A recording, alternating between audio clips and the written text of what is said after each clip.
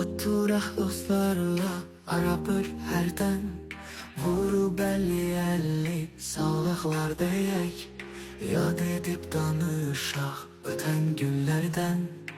Arzumdur itməsin kəsilən çörək Həyat zəngin bağdır, bizlərsə barı Heç vaxt unutmayaq, değil qarı Şəkildir insanın son yadigarı Badələr vuraraq, şəkil çəkdirək Dostluq anlayışı dağlardan uca Tarixi dağlardan qocadır qoca Atalar söyləmiş ömrü boyunca Dost dosta tən olmazsa gen gələrək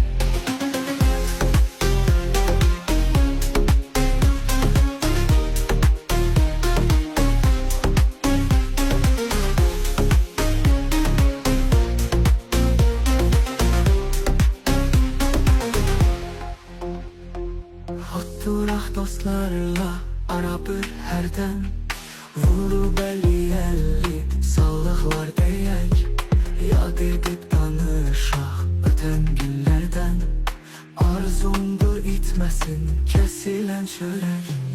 Həyat zəngin bağdır, bizlərsə barı Heç vaxt unutmayaq, değil qarı Şəkildir insanın son yadigarı Badələr vuraraq, şəkil çəkdirək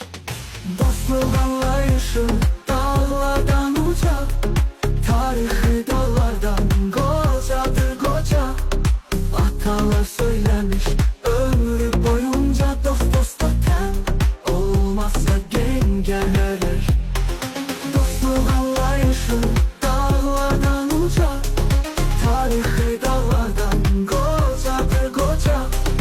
Atalar söyləmiş